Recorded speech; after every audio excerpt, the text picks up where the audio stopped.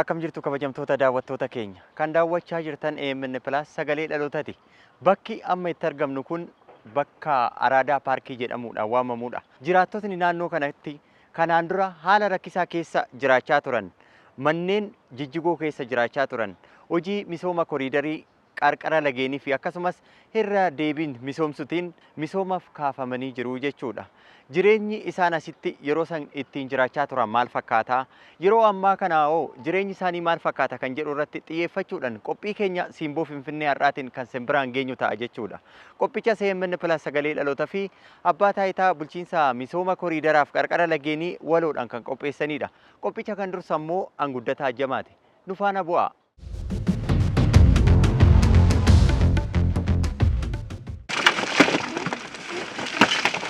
Qorqorroon inni isaa numatu laxxafeetuma wanumaan laxxafneetuma akkuma wannooti jiraachaa ture malee qorqorzuuraan isaa qorqorroodha. ክረምትን ጊዜ ልፌ ጊዜ ማረከራከቱኝ ብዙ ሺዎች ቤት እየገነባን ያለ ነው አክሮስ ዘ ካንትሪ። እነዛ ቤት ግንባታዎች የኮሪደር ልማቱ አካል ናቸው። እናንተን ወደ ተሻለ መኖሪያ አካባቢና ስፍራ ቤት ከተማውንም ደግሞ ዋን ሳኒ ያከኑ ለሆጀተኒ ጅራኒ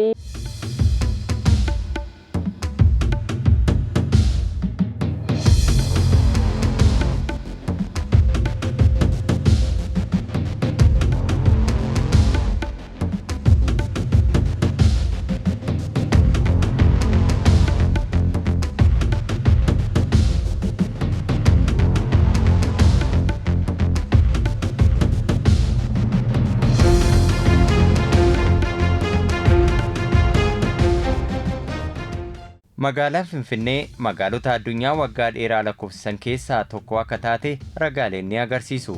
Magaalattiin erga hundeeffamtee waggaa 138 akka lakkoofsistetu himama. Erga hundeeffamtee waggaa dheeraa lakkoofsistus ammayyummaa magaalaan tokko qabaachuu qabdu waliin himaluu osoo qabdu kun osoo hin ta'in afuu dandeesseerti. Kanumarraa ka'uun Finfinneen magaalota waggaa dheeraa lakkoofsisan garuu ulaagaa magaalaan tokko guuttachuu qabdu guuttachuu hin dandeenye magaalaa duubatti haftu balfaan guutamte jireenyaaf hin mijanne jedhamaa turteerti. Keessattuu jiraattotni ishee manneen waggaa dheeraa lakkoofsisuun jijjigan keessa barootaaf jiraachaa turaniiru. Jiraattotnis rakkinoota kanaan dura dabarsan akkanaan yaadatu. Qorqorroon inni isaa numatu laxxafeetuma wanumaan laxxafneetuma akkuma wannooti jiraachaa ture malee qorqorzuuraan isaa qorqorroodha. Wanni girgiddaa ምናምን አንቀቡ እና ሸራ ምናምን እትጎነ ሸራ ወጠሬቱ kan achi keessa jiraachaa kan turre jechaadha. እና guyyaa yaw isaan qaba yaw halkan immoo akkuma jiraatu immoo qorri sin jira bokkaan roob bishaan sin seessaa ture.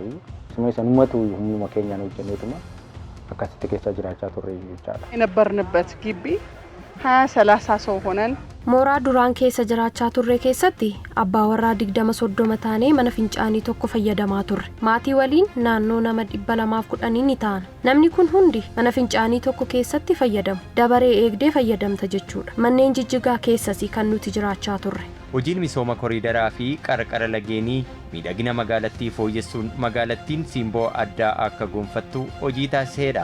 Garuu jedhan kantiibaan magaalaa Finfinnee Aadde Adaanech Abeebee misoomichi Finfinnee siimboo miidhaginaa gonfachiisuun dabalata hojii jiraattota magaalattiitti kabaja namummaa hore haala jireenya jiraattotaa fooyyesseedha jedhan. ከተማችን መለወጥ አለባት። ከተማችን መጽዳት አለባት።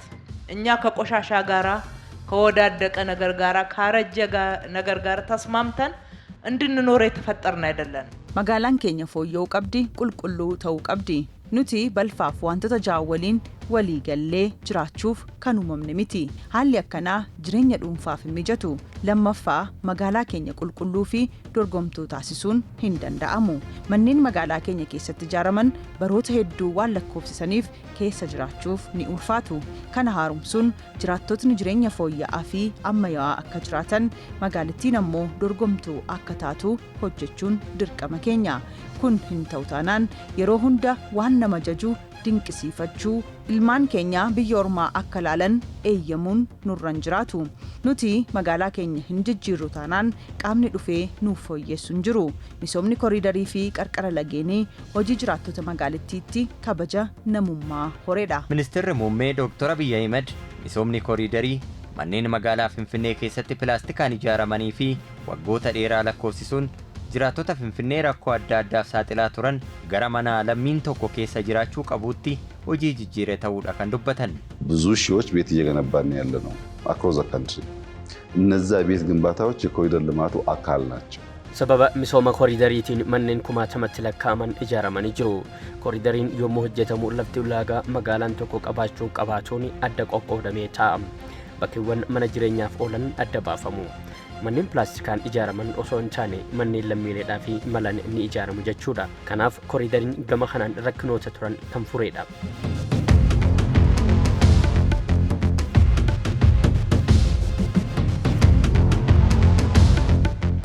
Kabajamtoota daawwattoota keenyaa yeroo ammaa kana kan argamnu kutaa magaalaa Lidataa mandara gaarummaatti. Egaa gamoowwan akkanatti ilaaltan kun manneen jireenyaa kun kanneen sababa misooma koriidaraa akkasumas qarqara lageenitiin naannoo Kaasaanchis, Araadaa fi iddoo garaagaraati sababa misoomatiin kaafamanii fi kan kenname jechuudha. Egaa namootni manneen kana keessa jiraatan kanaan dura iddoon itti turan jireenya akkamiitti gaggeessaa turan har'oo jireenyi isaanii maal fakkaata kan jedhu isaa waliin turtii kan taasisnu ta'a. Qophiin keenya Simboo Finfinneetti fufa. Ammallee waliin turaan affeerraa keenya.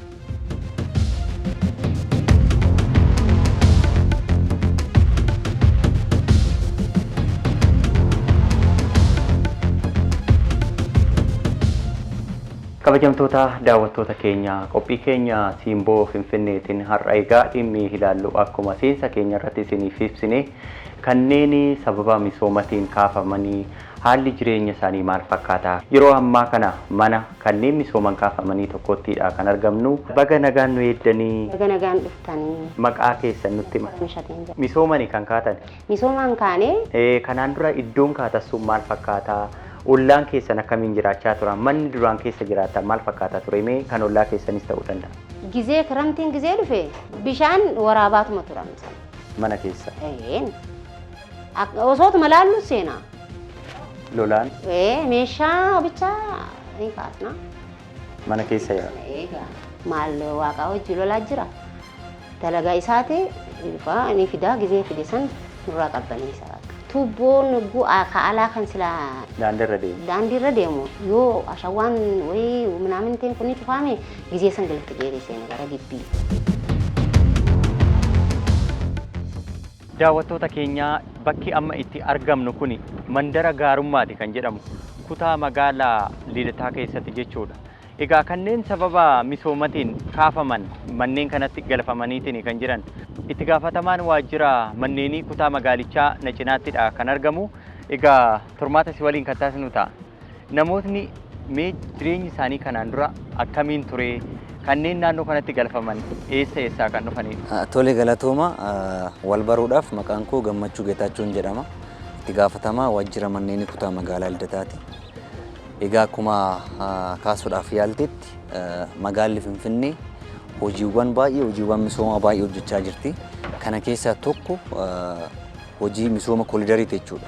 Tokkoffaa magaalli akka magaalatti akka magaalota addunyaa jiran wajjin akka dorgomtuu taatu.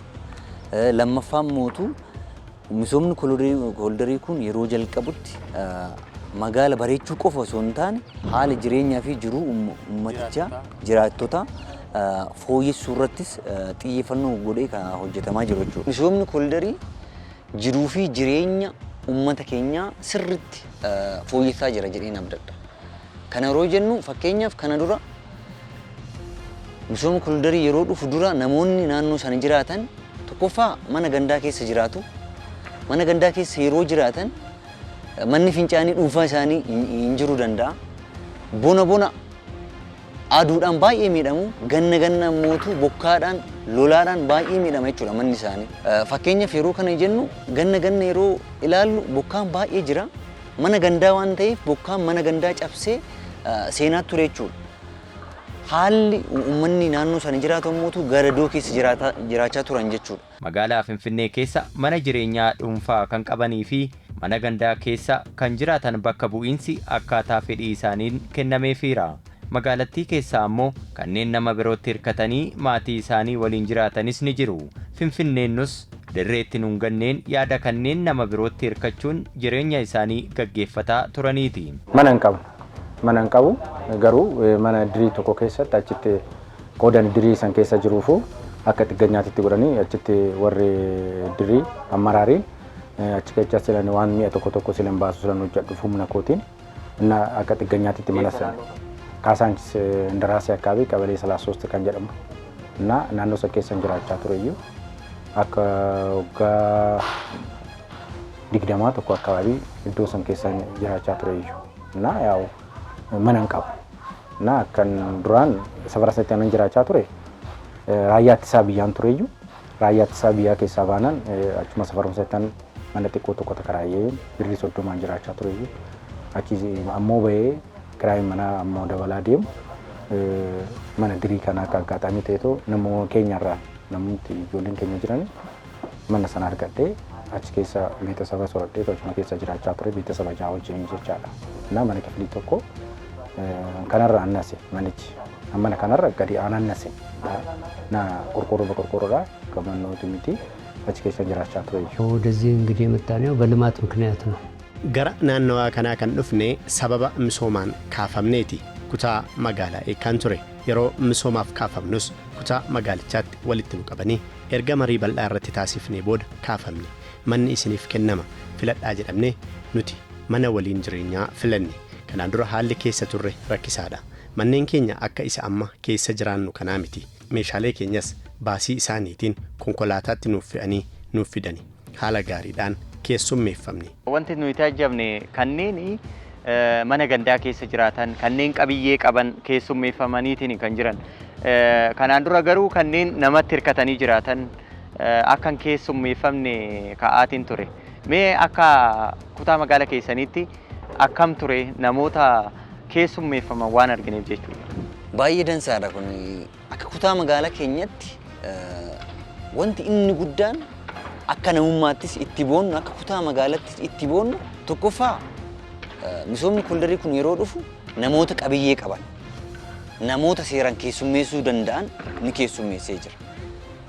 Itti aansuudhaan namoonni qabiyyee hin qabne namoonni hirkattoodhaan jiraatan yeroo manni achi diigaman namoota isaan gargaaruu hin dandeenye. Fakkeenyaaf Kasaanchis yeroo diigamu Kasaanchis diigamee namoota maxxalaa keessa jiraatan namoota sharaa ijaaratanii mana sharaadhaan keessa jiraatan achi buqqa'anii gara keenyatti dhufanii gara keenyatti nuti hammannee mana gaarii mana gandaa kennineefi jiraachaa jiru jechuudha. Misoomni kolidarii mootummaan uummata jiruu fi jireenya uummataa jijjiiruudhaaf wanta baay'ee hojjetaa jira.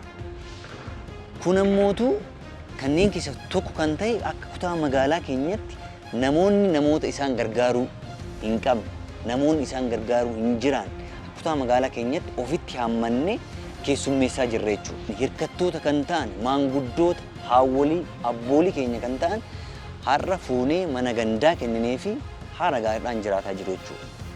Kun ingidihi kan dhufe kan ta'uu danda'eef misoomni kolidarii midhaagina magaalaa qofa osoo hin taane jiruu fi jireenya magaalichaa uummata magaalichaas jijjiiraa jira kan jedhu. Misoomni koridaraaf qarqara lageenii jiruu fi jireenya keenya misooma fooyyesseedha kan jedhan namootni sababa misooma kanaatiin kaafaman yeroo ammaa sodaa waqtii ganni dhufee duumessi gugummisu birraan bari'ee dhukkeen bubbeen dhukkisu keessaa baaneerraa jedhan. ደስታ ነው የተሰማኝ። በዛኛው ትንሻኛው ራሴው ሳፈስብኝ ራሴው ነበርኩ የምጠግነው። Mana kana argachuu kootti gammachuu guddaatu natti dhaga'ame. Mana koo isan duraan keessa jiraadhu yeroo roobni roobuu natti dhimmisa ture. Ofumaafan susuphee keessa jiraadhan ture. Keessattuu gannaa lolaan akkuma jiruun mana kootti gala ni dhimmisa. Maanguddoon akka kiyyaa ammoo qorra hin danda'u. Baay'ee natti qorra ture. Ganni yeroo dhufu waggaan ani nan dhiphadha. Waan isaan yaa kennu nu hojjetanii jiranii tan nu kenneefis yaa kennu kun amma kun akkanatti jirra. Manni fincaanii jira. Sirriitti bakka abbaan amma kanatti wannoo taa'uun hin danda'anii ammas kun asitti nu hojjetanii waaqni isaan yaa kennu nu hojjetanii jiru. እንግዲህ ካየሁት ደህና ነው። Amma haala gaarii keessa jirra. Duraan akkuma dhufneen naannoo haaraa kanatti baruun xiqqoo nu rakkise malee bareedaadha. Rakkoon nu mudate hin jiru. Jireenya duraan jiraachaa turre haalli amma keessa jirru dachaan kan fooyya'edha. Hariiroon hawaasummaatiinis waan hir'ate hin qabnu. Gabaan sanbataas fuuldura keenya kana jira. Bu'uuraaleen misoomaa nu barbaachisan guutamaniiru. Misoomichi magaalaa keenya miidhagsuun dabalata jiruuf jireenya keenyas jijjiireera. Misoomni koriidarii kan dhufee uummanni naannoo sanii gara naannoo biraatti yeroo shifti ta'u tokkoffaa haalli jiruuf jireenya isaanii fooyya'ee jira. Fakkeenyaaf kana dura mana fincaanii nama 10 nama 20 mana oddoo tokko keessatti kan jiraatan amma kophaa isaaniitti mana fincaanii qabu. Mana waa itti bilcheeffatan kophaa isaaniitti qabu. Inni biraan mootu manni kanaan dura keessa jiraatanii fi manni haaraa itti galan waliin gitu jechuudha. Baay'ee waladdaadha. Kanaan dura mana dhoqqee keessa mana qorqoorroodhaan ijaarame keessa jiraatan amma mootu bolokkeetti keessa kan hojjetame keessa jiraatu, fooqii keessa jiraatu, dhuunfaa isaaniitti mana fincaanii qabu, dhuunfaa isaaniitti mana waa itti bilcheeffatan qabu, dhuunfaa isaaniitti damootu mana ciisichaa 3 2 1 kan qabanitti jiraataa jira jechuudha. Kanaafuu maal jechuu barbaadani misoomni koriidarii kun midhaagina magaalaarraan kanaaf jiruu fi haala jiruu fi jireenya ummatoota magaalichaa kan jijjiiraa jirudha jechuudha. Jiraattotni kunneen deeggarsa bulchiinsi magaalaa Finfinnee taasiseefis galateeffataniiru. Bulchiinsi magaalaa nuufi baay'ee waan guddaa nu godhe kurfa irratti hin kufne dhugaa rabbiitiin kan nu kaasanii too asittiin fidanii too mana kana fakkaatu nu kennanii jiru. Beeksisa koo wajjin alatti hin kufne iyyuu na limaatii immoo qooda limaatii daggafaa jirru funuyyuu sila kana ta'eef misooma kana immoo baay'ee daggafaa turre akka homaan qabne sila beekuufu duuba keenya laalaniiti beeksisa kan qabu laalaniiti gabiin kiyyas immoo yaa wardiyyaadha wardiyyaa eegatananii kan beeksisa koo jiraachisaa kan ture kanaan dura jechaadha. Urfatti nan ganne sirriidha nan tagabbani mana hin qabu quxirii malaatis hin qabu waan tokkos iyyuu hin qabu garuu mootummaan laaleeti rakkina koo laaleeti beeksisa kan qabuu fi umaayyuu kanaan dura kan hin qabne sila laalaniiti fi mana koo dhufanii laalanii wanna tokko mana sila hin qabneef kana nu eeyyamanii too akka mazaggaban nu godhan mana kanaan mana argachuu dandeenya jechaadha. Finfinnee mee akkamiin ilaaltu dur misooma koriidariitiin dura mee isa naa kaasaa deemuu dandeessu daandarra dukkana deemuu dandeessu har'a hoo maal fakkaatti mee yoo gadi baatan isa naa amma bareeda amma jijjiirama guddaadha qabaa amma gizee ilaaltu ka duraanii gini xiqqisha rakkoo qabaa dukkanaanis baatee ka fedhii keetiitti inni ta'uu hin dandeessu. Amma gini natsaannati zanaa jettee qilleensa bareedaa fudhattee galta.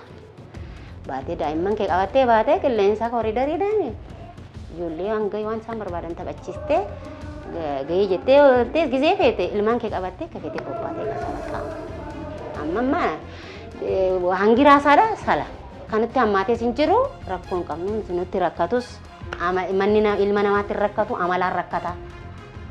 Amalatti dhiba malee manisti hin dhibu. Kana wal gubbaa keessatti si keessa. Tamaskan jennee jira. Sababa misooma koriidarii kanaan nam tokko irraa miidhaan hin gahe. Jijjiirama dhufe malee wanni tokkochi wanni dhufe hin jiru. Maaliif namoota jibba qabutu kana godha. Namoota jibba qabutu olola olii gadoo fa'u uummanni irratti kufee uummanni akkana ta'e kan jechaa jiru namoota jibba qabu malee tokkoffaa miidhaa fide hin jiru. Uummataaf nagaa fide, uummataaf misooma fide, uummataaf jijjiirama dhufe. Mana duraan keessa jiraannu keessaa nu jijjiirama dhufe. Akkuma koriidariin kun waan baay'een bu'aa buusee dhufe. Bu'aa waan baay'ee fide sila dhufeef iyyuu warra miidhaan irra ga'ee hin jiru.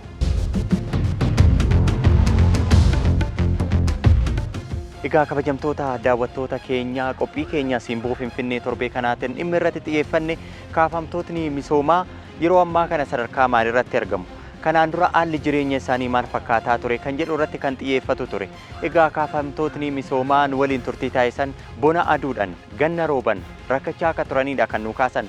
Sababa misooma koriidariitiin akkasumas qarqara lageenitiin har'a kaafamnee ta'u iddoo gaariitti galleetiin jirra. Manneen keenya manneen ammayyaawaa ta'anii jiru. Kanaan dura haalli balfi itti dhabamsiisnu, haalli ittiin jiraannu jireenya gadadoo fi rakkisaa keessa turree har'a garuu jireenya qananii keessa jiraannaa yaada jedhuudha kan nu qoodan jechuudha. Qophii kanas EMN+ sagalee dhaloota fi abbaa taayitaa bulchiinsa misooma koriidarii fi qarqara lageenii magaalaa Finfinnee waliin ta'uudhaan kan qopheessanidha. Qophicha dursuudhaan si waliin turtii kan taasise Guddataa Jamaatiin ture. Torban ammoo mata duree birootiin walitti deebina. Nama torbanii nu haa taasisu.